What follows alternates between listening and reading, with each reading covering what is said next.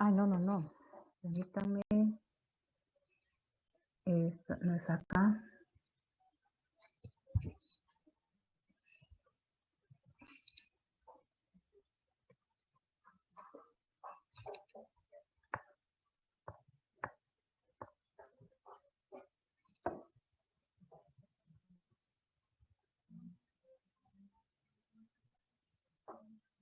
Mecánico vimos.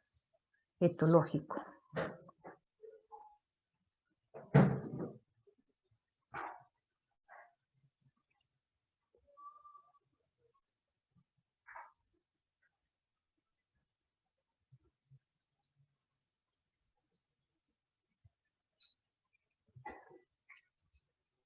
Ahora sí. Entonces, vamos a ver. Entonces, empezamos a ver el control etológico. A ver, ¿quién conoce al control etológico? ¿Alguien ha escuchado hablar de este tipo de control? Sí. ¿Cuál es?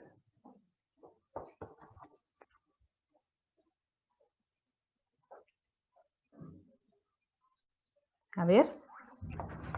Quiero ver. Muy bien, voy a ver el chat.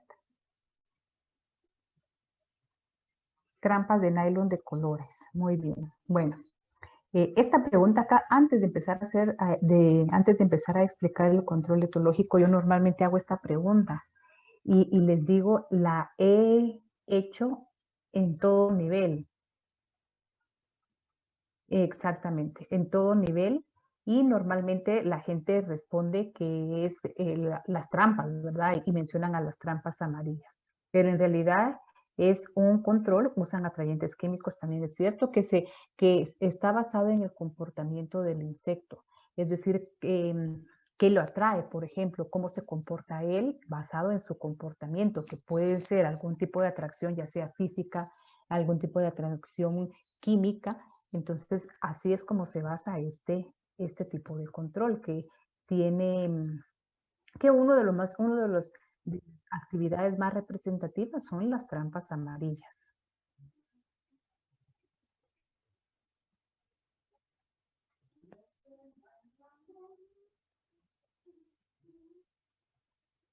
Cebos también. Muy bien.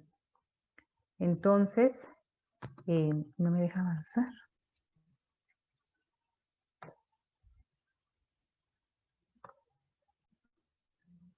Ahí está. Entonces, como les decía, una de las actividades más representativas es precisamente este tipo de actividad, que es lo que más hemos visto nosotros en campo. El uso de las trampas amarillas.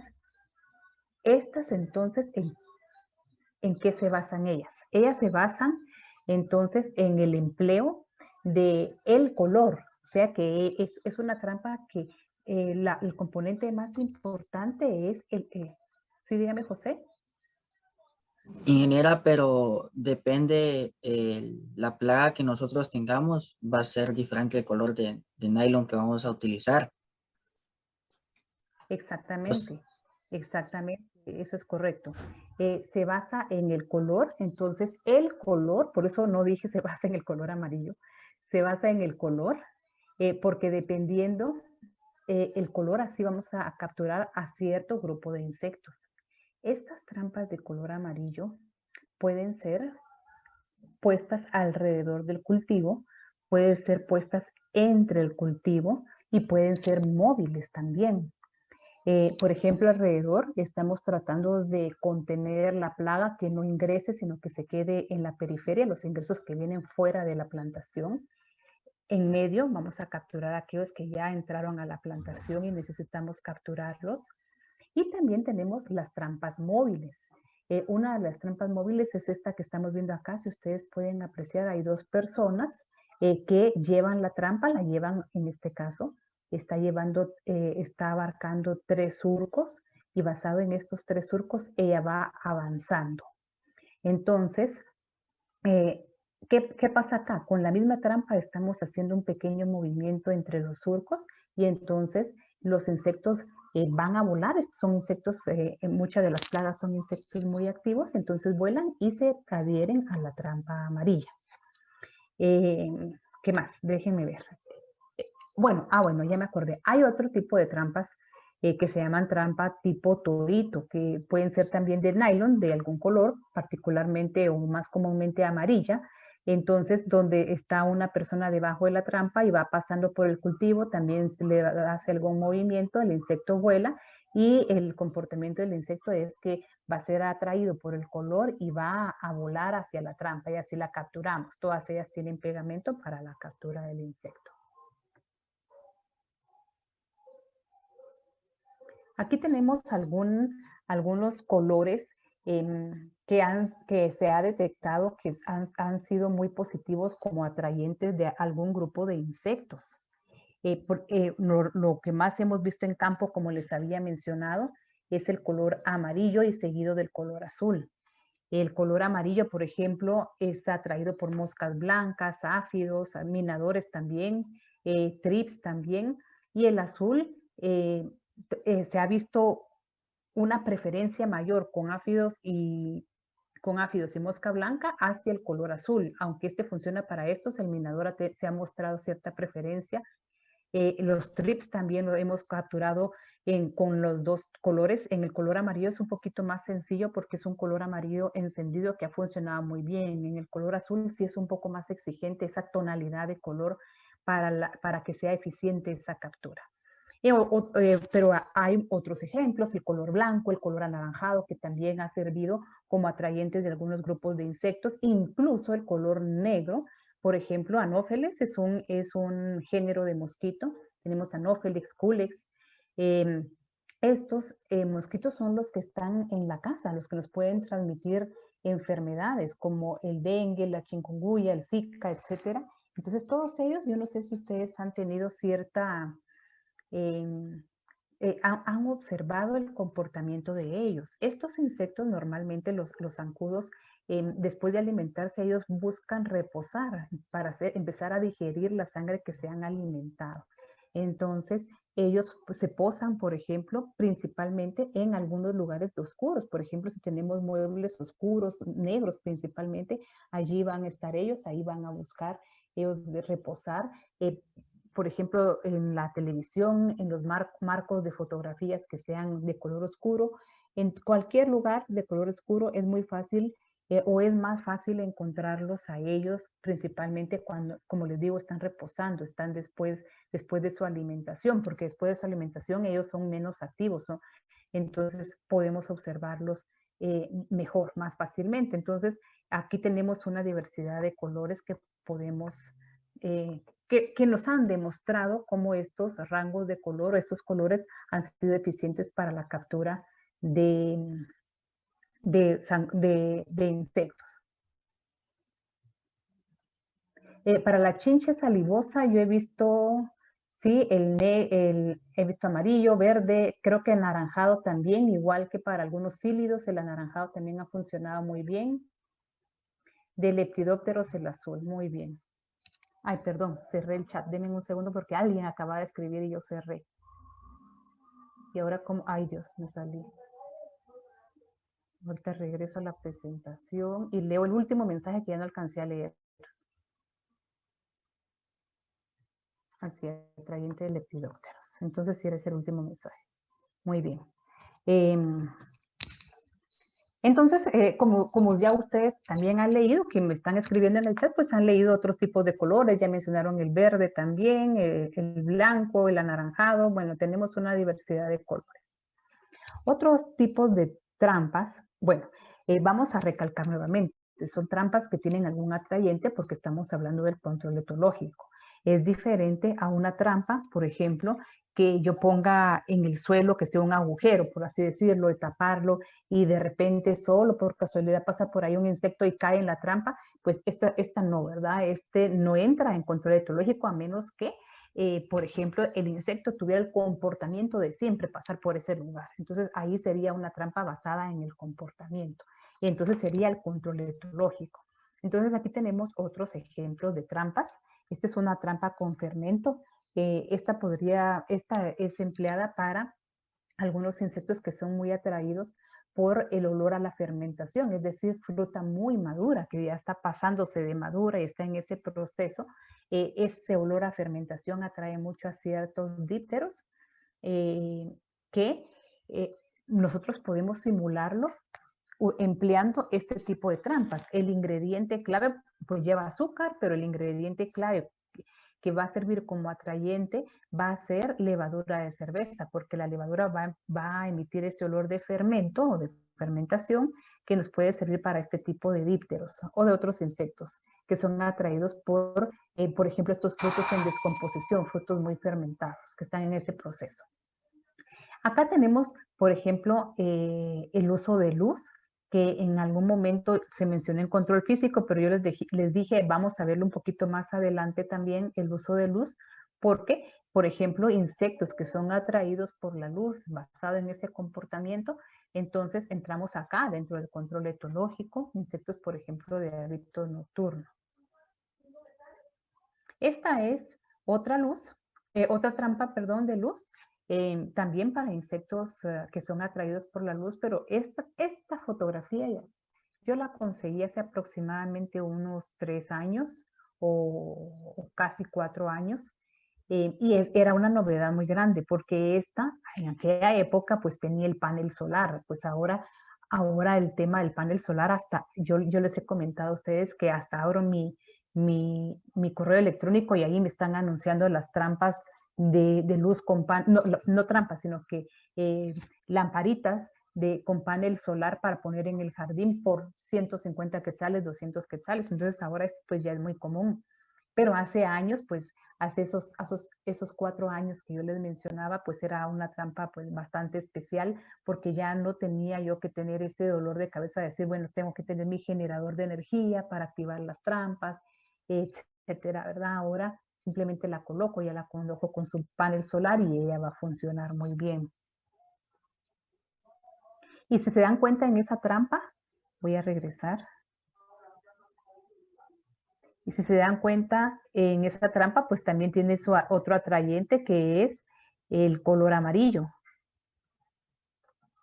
Adicional a la luz que se va a activar en la noche, tiene el color amarillo que nos puede ayudar para hacer algunas capturas de día.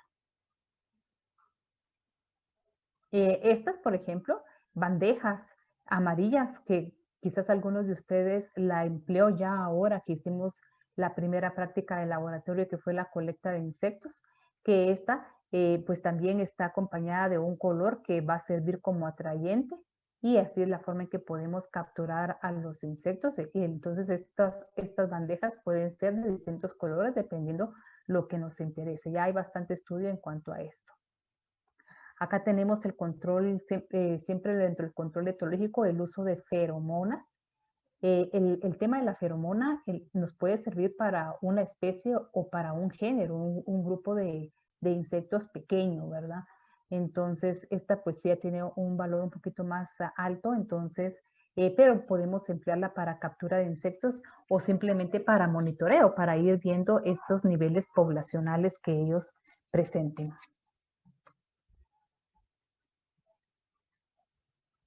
Aquí tenemos nuevamente una trampa con feromonas. Tenemos aquí la cámara de la feromona, aquí la entrada de los insectos y aquí la captura. En sí la trampa es el mismo principio de todas las anteriores, ¿verdad?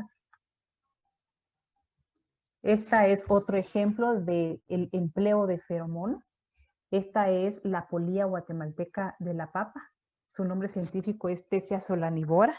Entonces, también aquí tenemos el sobrecito que presenta esas feromonas. Dice que tiene la feromona una duración de 60 días, o sea que podemos poner la trampa, se queda ahí por 60 días. O pues semanalmente o cada 3 días podemos ir revisando dependiendo del objetivo, ¿verdad? Si es solo captura o si es monitoreo, si es para algo. Así tenemos el criterio de ir recogiendo la muestra de las capturas de esta. Este es el daño que hace la polilla guatemalteca de la papa. Muy bien. Otro tipo de control que es muy importante es el control biológico. Como nosotros ya habíamos explicado al principio en el control, en el manejo integrado de plagas, hablamos de cómo surge esa necesidad de establecer el manejo integrado de plagas y a raíz de qué? Del uso excesivo de los plaguicidas y el impacto que ha tenido los plaguicidas tanto en la salud del consumidor, la salud del humano en general, del aplicador, de la comunidad productora de este cultivo o comunidad productora agrícola, en el ambiente, etcétera. Entonces, a raíz de todo eso, debemos de tomar nuevamente aquello que ya se había estudiado y pues empezar a profundizar más en estudios con temas como este. Por ejemplo, el control biológico no es algo nuevo. Desde hace mucho tiempo, el siglo creo que 18 ya tenían registro del empleo de algunos organismos, algunos insectos y otros invertebrados que habían sido empleados para el control biológico de algunas plagas. Por ejemplo, el uso de murciélagos para el control biológico. Entonces, normalmente, como les decía, hubo una época muy larga en que las plagas fueron controladas por control químico, que tuvo un efecto negativo en muchos aspectos. Cuando el ser humano se vino a dar cuenta de esto, entonces se empezó a buscar otras alternativas para controlarlo, para ir contrarrestando el control químico y de ahí el manejo integrado de plagas. Dentro del manejo integrado de plagas, entonces tenemos el control biológico. Desde que les expliqué la vez pasada, el manejo integrado de plagas no quiere decir que yo voy a emplear todos los tipos de control. Yo veo qué herramientas tengo y la que más me conviene, la que esté a mi alcance también, porque pueden existir herramientas que no están a mi alcance, pues entonces no, ¿verdad? Que estén a mi alcance, que yo la conozca bien, entonces la puedo implementar. El tema del control biológico se ha venido estudiando cada vez más, entonces tenemos más información. Recuérdense que aquí estamos usando organismos vivos, entonces no solo es de aplico y ya, sino que yo tengo que conocer el comportamiento de mi plaga, conocer el comportamiento del enemigo natural, o sea, ese agente de control biológico, para que sea efectivo, porque si no, este es un aspecto muy importante en el tema del control biológico. Como es un organismo vivo, yo tengo que conocer, por ejemplo, esas condiciones óptimas para que él esté, para que él pueda vivir y reproducirse, no importa qué tipo de organismo sea, y sea eficiente, ¿verdad? Que sí me sirva, porque si yo desconozco esto, puede ser que no sea efectiva esa aplicación. Como les digo, sea microorganismo o algún otro insecto o algún otro invertebrado, no sea efectiva, pero no porque en sí él no pueda. Este agente que yo aplique en el campo no es que él no pueda como controlador biológico, sino que yo no le di esas condiciones adecuadas para él. Entonces, por eso no funcionó. Este es uno de los aspectos que en campo se ha visto mucho. Hay mucho productor que pues no cree mucho en el control biológico, pero lo que sucede es que, como les digo, hay ciertas características, por ejemplo, en los microorganismos, estos deben de llevar cierta cadena de frío, ciertos cuidados especiales que se deben tener, el momento de la aplicación, hora de aplicación, etcétera, para que sea efectivo. Si el productor no lo sabe y no cumple con ellos, lo más seguro es que este microorganismo muera fácilmente en el campo o ya esté muerto cuando lo esté aplicando y no va a funcionar. Y por eso es que, por esa misma falta de conocimiento, es que muchos productores pues ya no le tienen confianza a los productos de control biológico.